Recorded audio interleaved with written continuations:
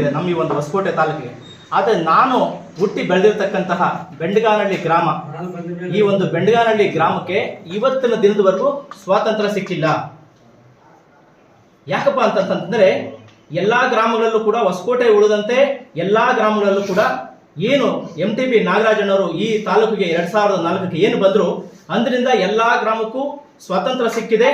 ಮತ್ತೆ ಅವರವರ ಮತವನ್ನ ಅವರು ಚಲಾಯಿಸೋದಕ್ಕೆ ಹಕ್ಕು ಸಿಕ್ಕಿದೆ. ಏನು ಎಲ್ಲರೂ ಹೇಳ್ತಾರೆ ಈ ಒಂದು ಮತದಾನದ ಹಕ್ಕನ್ನ ನಮಗೆ ಸಂವಿಧಾನ ಕೊಟ್ಟಿದೆ, ಬಾಬಾ ಸಾಹೇಬ್ ಅಂಬೇಡ್ಕರ್ ಅವರು ನಮ್ಗೆ ಇದನ್ನು ಕೊಟ್ಟಿದ್ದಾರೆ ಅಂತ ಹೇಳ್ತಾರೆ. ನಾನು ಬಾಬಾ ಸಾಹೇಬ್ ಅಂಬೇಡ್ಕರ್ ಅವರ ತತ್ವ ಸಿದ್ಧಾಂತಗಳನ್ನ ಪಾಲನೆ ಮಾಡಿಕೊಂಡು ಬಂದಿರತಕ್ಕಂಥ ವ್ಯಕ್ತಿ ನಾನು. ನಮ್ಮೂರಿನಲ್ಲಿ ಮೊದಲೇ ಹೇಳ್ದಂಗೆ ಏನು ಸ್ವತಂತ್ರ ಸಿಕ್ಕಿಲ್ಲ ಅಂತ ನಾನು ಏನು ಹೇಳ್ತೀನಿ, ಹಿಂದೆ ನಾವು ಚಿಕ್ಕ ವಯಸ್ಸಲ್ಲಿದ್ದಾಗ ಎಲ್ಲರೂ ಕೂಡ ಹಿಂದುಳಿದ ವರ್ಗದ ಜನಾಂಗ ಏನು ನಮ್ಮೂರಿನಲ್ಲಿ ಏನು ಬಚ್ಚೇಗೌಡರ ಕುಟುಂಬ ಇದೆ, ಅವರ ಮನೆ ಮುಂದೆ ಯಾರು ಕೂಡ ಚಪ್ಪಲಿ ಹಾಕೊಂಡು ನಡೆದಾಡ್ತಿರ್ಲಿಲ್ಲ. ಎಲ್ಲರೂ ಕೂಡ ಊರಿಂದ ಆಚೆ ಚಪ್ಪಲಿ ಬಿಟ್ಟು ಪಂಚೆ ಬಿಚ್ಚಿ ಸೈಕಲ್ ಮೇಲೆ ಕ್ಯಾರಿಯರ್ ಮೇಲೆ ಕಟ್ಕೊಂಡು ಕಂಕ್ಲಲ್ಲಿ ಪಂಚೆ ಸುತ್ತಕೊಂಡು ನಮ್ಮ ಊರು ದಾಟಿ ಪಂಚೆ ಸುತ್ತಕೊಂಡು ಚಪ್ಪಲಿ ಹಾಕ್ಕೊಂಡು ಹೋಗ್ತಾ ಇದ್ರು. ಆಮೇಲೆ 6 ಗಂಟೆ ಆದರೆ ಯಾರು ಹೆಣ್ಮಕ್ಳು ಮನೆಯಿಂದ ಆಚೆಗೆ ಬರ್ತಾ ಇರಲಿಲ್ಲ. ಈಗ 2004ರಿಂದ ಈಚೆಗೆ ಕಡಿಮೆ ಆಗಿರ್ಬೋದು, ಏನು ಅತ್ಯಾಚಾರಗಳು ಕಡಿಮೆ ಆಗಿರ್ಬೋದು, ಹತ್ಯೆಗಳು ಕಡಿಮೆ ಆಗಿರ್ಬೋದು. ಅದಕ್ಕೆ ಮೊದಲು ನಮ್ಮೂರು ಈ ಒಂದು ಪಾಳೆಗಾರ ಕುಟುಂಬಕ್ಕೆ ಪ್ರತಿನಿತ್ಯ ಒಬ್ಬೊಬ್ಬ ಹೆಣ್ಣುಮಗಳು ಅವ್ರ ಮನೆಗೆ ದಾಹ ತೀರ್ಸಕ್ಕೆ ಹೋಗಿ ಬರಬೇಕಾಯಿತು. ಆ ಪರಿಸ್ಥಿತಿ ನಮ್ಮೂರಿನಲ್ಲಿತ್ತು. ಈ ಎಲ್ಲವನ್ನು ತೊಡೆದಾಕಬೇಕು. ಅದನ್ನು ಮೀರಿ ನಮ್ಮ ಊರಿನಲ್ಲಿ ಯಾವುದೇ ಒಂದು ಮೂಲಭೂತ ಸೌಕರ್ಯಗಳಿಲ್ಲ, ಯಾರಿಗೂ ಉದ್ಯೋಗಗಳಿಲ್ಲ, ಯಾರಿಗೂ ಮನೆಗಳಿಲ್ಲ.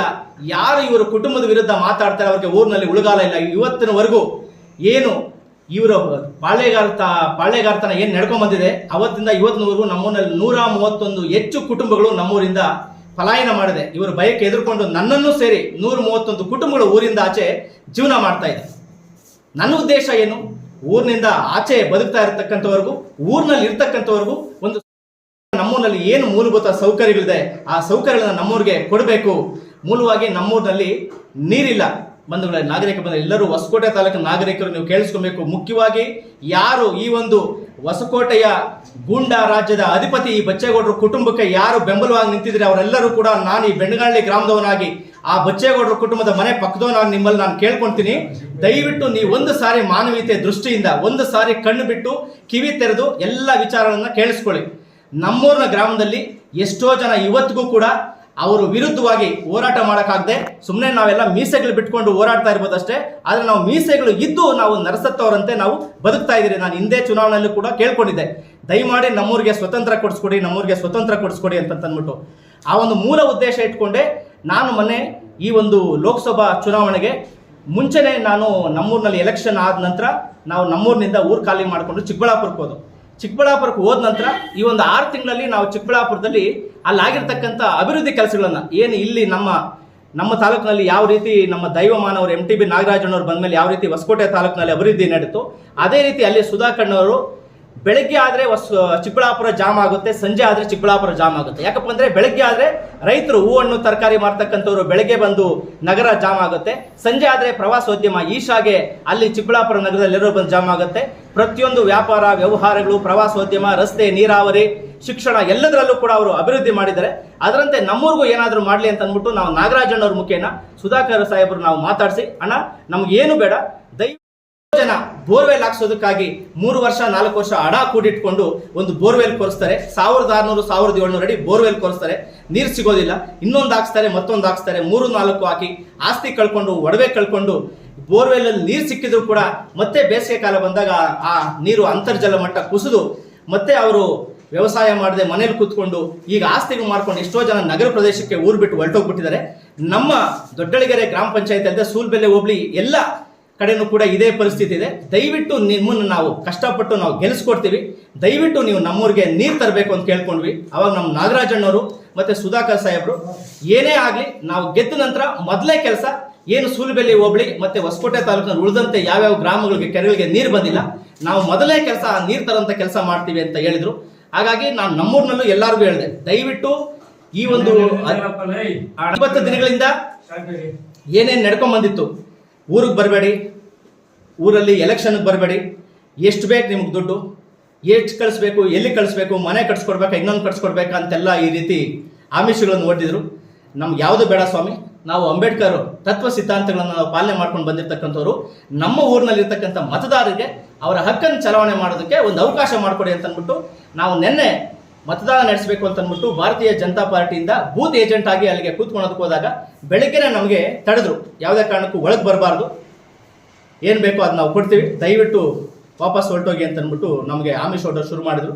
ನಾವು ಯಾವುದೇ ಕಾರಣಕ್ಕೂ ಅವ್ರ ಆಮಿಷಕ್ಕೆ ಬಗ್ದೆ ಚುನಾವಣಾ ಏಜೆಂಟ್ ಆಗಿ ನಾವು ಭಾರತೀಯ ಪಕ್ಷದ ಚುನಾವಣಾ ಏಜೆಂಟ್ ಆಗಿ ಒಳಗಡೆ ಕೂತ್ಕೊಂಡಾಗ ಶುರು ಆದಾಗ್ಲಿಂದಲೂ ಕೂಡ ಬೇರೆ ಬೇರೆ ಏನು ಬೋಗಸ್ ಓಟ್ ಏನಿದೆ ಆ ಒಂದು ಬೋಗಸ್ ಓಟ್ ಆಗೋದಕ್ಕೆ ಒಳಗಡೆ ಬರೋದು, ನಾವು ಬೇಡ ಅಂತ ಅಡ್ಡಿಪಡಿಸಿದಾಗ ನಮ್ಮ ಮೇಲೆ ಗಲಾಟೆ ಮಾಡುವಂಥದ್ದು, ಮತ್ತು ಏನಲ್ಲಿ ಪೊಲೀಸ್ ಇಲಾಖೆ ಏನಿತ್ತು ಅವರನ್ನು ಧಮಕಿ ಹಾಕಿ ಅವರನ್ನು ಆಚೆ ಕಳಿಸಿ ನಮ್ಮ ಮೇಲೆ ದಬ್ಬಾಳಿಕೆ ಮಾಡಿಕೊಂಡು ಪ್ರತಿ ಎರಡು ಮೂರು ನಿಮಿಷಕ್ಕೂ ಬೇರೆ ಬೇರೆಯವರು ಓಟ್ ಹಾಕೋದಕ್ಕೆ ಬರೋದು, ಬೆಳಗ್ಗೆಯಿಂದ ಗಲಾಟೆ ಶುರು ಮಾಡಿಕೊಂಡು ತುಂಬ ಸಮಸ್ಯೆಗಳು ಮಾಡೋದು. ಯಾವುದೇ ಕಾರಣಕ್ಕೂ ನಾವು ಆಚೆಗೆ ಹೋಗದೆ 2-3 ಸಾರಿ ನಮ್ಮನ್ನು ಕುತ್ತಿಗೆ ಹಿಡ್ಕೊಂಡು ಆಚೆಗೆ ಹೊರದಬ್ಬಿದ್ರು ಕೂಡ ನಾವು ಡೆಸ್ಕ್ ಹಿಡ್ಕೊಂಡು ಕಿಟಕಿ ಹಿಡ್ಕೊಂಡು ಒಳಗಡೆ ಇದ್ವಿ. ಬೆಳಗ್ಗೆ 5:40 ನಾನು ಒಳಗಡೆ ಹೋದಂಥವನು, ಟಿಫನ್ ಮಾಡಿದೆ, ಊಟ ಮಾಡಿದೆ, ರಾತ್ರಿ 7:20ವರೆಗೂ ನಾನು ಒಳಗಡೆ ಯಾರ್ಯಾರು ಮತದಾನ ಇದೆ ಅವರ ಮತದಾನ ಅವ್ರಿಗೆ ಸಿಗಬೇಕು ಅಂತ ಅಂದ್ಬಿಟ್ಟು ನಾನು ಒಳಗಡೆ ಕೂತ್ಕೊಂಡು ನಾನು ಕೆಲಸ ಮಾಡಿದೆ.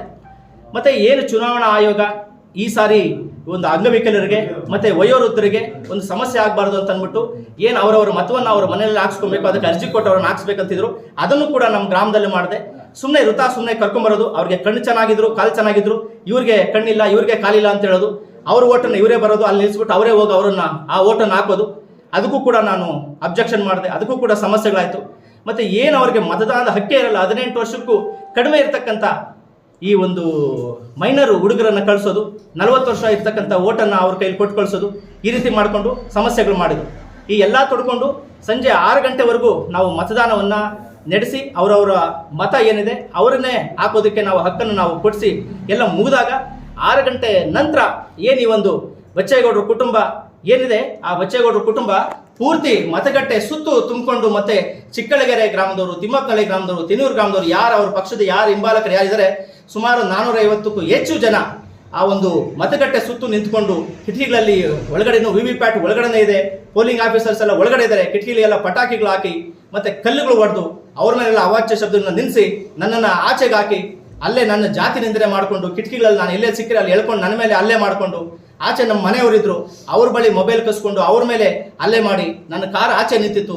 ಆ ಕಾರು ಗ್ಲಾಸ್ಗಳನ್ನು ಹೊಡೆದು ನಮ್ಮ ಕಾರ್ ಟೈರ್ಗಳನ್ನು ಪಂಚರ್ ಮಾಡಿ ಯಾವುದೇ ಕಾರಣಕ್ಕೂ ಉಳಿಸೋದಿಲ್ಲ, ನೀನು ಇವತ್ತು ಆಚೆ ಬರಲೇಬೇಕು, ಇವತ್ತು ನೀನು ಮುಗಿಸೇಬೇಕು ಅಂತ ಅಂದ್ಬಿಟ್ಟು ಏನು ಈ ಒಂದು ಶಾಸಕರ ಈ ಒಂದು ಹೊಸಕೋಟೆ ತಾಲೂಕಿನ ಶಾಸಕರು ಏನಿದ್ದಾರೆ ಶರತ್ ಬಚ್ಚೇಗೌಡರು ಅವರ ಕುಮ್ಮಕ್ಕನಿಂದ ಅವರ ಅಣ್ಣಂದರಾದಂಥ BV ರಾಜಶೇಖರ್ ಗೌಡರು, BV ಸತೀಶ್ ಗೌಡರು, ಮತ್ತೆ ಆ ಸತೀಶ್ ಗೌಡ್ರ ಅಕ್ಕನ ಮಗ ಶ್ರೇಯಸ್ ಗೌಡ, ಮತ್ತೆ ಸತೀಶ್ ಗೌಡ್ರ ಮಗ ರಿತಿಕ್ ಗೌಡ್ರ, ಇವರೆಲ್ಲ ಈ ತಂಡದವರು ಸೇರ್ಕೊಂಡು ಮತ್ತೆ ಆ ಚಿಕ್ಕಳಗೆರೆ ಮುನ್ರಾಜು ಅವಾಚ್ಯ ಶಬ್ದದ ನಿಂದಿಸಿ ಕೊಲೆ ಬೆದರಿಕೆಗಳು ಹಾಕೊಂಡು ಆಚೆ ಬಂದರೆ ನಿನ್ನ ಕತ್ತರಿಸ್ತೀನಿ ಅಂತೇಳಿ ಪೊಲೀಸ್ ಇಲಾಖೆಯವರು ಇದ್ರೂ ಕೂಡ ಅವರನ್ನು ಬೆದರಿಸಿ ಅವರನ್ನು ಕಳಿಸಿ ಅವ್ರ ಮೇಲೆ ಅಷ್ಟೊಂದು ಬೆದರಿಕೆ ಹಾಕಿ ಅವರನ್ನು ದೂರ ತಳ್ಳಿ ಪೋಲಿಂಗ್ ಆಫೀಸರ್ನ ಎದುರಿಸಿ ಆಮೇಲೆ ಸೂಲಿಬೆಲೆ ಸಬ್ ಇನ್ಸ್ಪೆಕ್ಟರ್ ಬಂದು ಆಚೆ ಪೋಲಿಂಗ್ ಇದಕ್ಕೆ ಬೀಗ ಹಾಕಿ ಮತ್ತೆ ಶಾಸಕ ನಮ್ಮ ಮಾನ್ಯ ವಿಧಾನ ಪರಿಷತ್ ಸದಸ್ಯರಿಗೆ ಆ ಒಂದು ವಿಚಾರವನ್ನು ಆಚೆ ಇರ್ತಕ್ಕಂಥ ನಮ್ಮ ಪಾರ್ಟಿಯವರು ಮುಟ್ಟಿಸಿ ನಮ್ಮ ಮನೆಯವರು ಮುಟ್ಟಿಸಿದ ನಂತರ ಅವರು SP ಗೆ ಸೂಚನೆ ಕೊಟ್ಟು ಅವರು ಪೊಲೀಸ್ ಭದ್ರತೆ ಏನು KSRP ತುಕಡಿ ಏನಿದೆ ಅದನ್ನು ಊರಿಗೆ ತರಿಸಿ ಸುಮಾರು ಒಂದು 200 ಜನಕ್ಕೂ ಹೆಚ್ಚು ಜನ ಪೊಲೀಸನ್ನು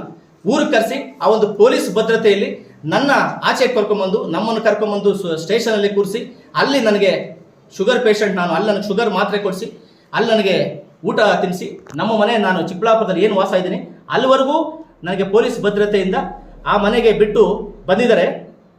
ನಾನು ನಮ್ಮ ನಾಗರಿಕರಲ್ಲಿ ಕೇಳ್ಕೊಳ್ಳೋದಿಷ್ಟೇ, ಏನು ಈ ಒಂದು ನಮ್ಮ ಮತದಾನ ಏನು ನಡೆಯುತ್ತೆ, ಈ ಚುನಾವಣೆ ಏನು ನಡೆಯುತ್ತೆ, ನಾವು ಶಾಸಕರನ್ನ ಏನು ಆಯ್ಕೆ ಮಾಡ್ತೀವಿ ಅಂತಂದರೆ ನಮಗೆ ಮೂಲಭೂತ ಸೌಕರ್ಯಗಳು ಸಿಗಬೇಕು, ಜೊತೆಗೆ ನಮ್ಮ ತೆರಿಗೆ ಸದ್ಬಳಕೆ ಆಗಬೇಕು ಅಂತೇಳಿ ನಾವೊಂದು ಮತದಾನವನ್ನು ಮತ್ತು ಒಂದು ಚುನಾವಣೆ ವ್ಯವಸ್ಥೆಯನ್ನು ಈ ಒಂದು ಸಂವಿಧಾನ ನಮಗೆ ಕೊಟ್ಟಿದೆ. ನಮ್ಮ ಹೊಸಕೋಟೆ ತಾಲೂಕಲ್ಲಿ ಪ್ರತಿ ಬಾರಿಯೂ ಕೂಡ ಇವರು ಗೆದ್ದಾಗ ಪ್ರತಿ ಬಾರಿಯೂ ಕೂಡ ಈ ಒಂದು ಗೂಂಡಾರಾಜ್ಯ ನಡ್ಕೊಂಡು ಬರ್ತಾ ಇದೆ. ನಾನು ಈ ಮಾಧ್ಯಮದ ಮುಖೇನ ಕೇಂದ್ರ ಚುನಾವಣಾ ಆಯೋಗಕ್ಕೆ ಮತ್ತೆ ಕೇಂದ್ರ ಗೃಹ ಸಚಿವರಿಗೆ ನಾನು ಈ ಮುಖೇನ ಏನು ಒತ್ತಾಯ ಮಾಡ್ತೀನಿ ಅಂತಂದ್ರೆ ಕೂಡಲೇ ನಮ್ಮ ಬೆಂಡಗನಹಳ್ಳಿ ಗ್ರಾಮ ಹೊಸಕೋಟೆ ತಾಲೂಕು ಏನು ಮತಗಟ್ಟೆ ಸಂಖ್ಯೆ 23 ಏನಿದೆ ಆ ಗ್ರಾಮದ ಪ್ರತಿ CCTV ನೀವೇನು CCTV ಇದೆ ಅದನ್ನು ಪರಿಶೀಲನೆ ಮಾಡಿಸಿ ಏನು ಎಕ್ಸ್ಟ್ರಾ ವೋಟ್ ಏನು ಬಿದ್ದಿದೆ ಮತ್ತೆ ಏನಲ್ಲಿ ಏನು ದೌರ್ಜನ್ಯ ನಡೆದಿದೆ ಪೋಲಿಂಗ್ ಆಫೀಸರ್ ಮೇಲೆ ಅದನ್ನು ನೀವು ಪ್ರತಿಯೊಂದು ಪರಿಶೀಲನೆ ಮಾಡಿಕೊಂಡು ಕೂಡಲೇ ನಮ್ಮ ಬೆಂಡಗನಹಳ್ಳಿ ಗ್ರಾಮದಲ್ಲಿ ಮರು ಚುನಾವಣೆಯನ್ನು ಮಾಡಬೇಕು.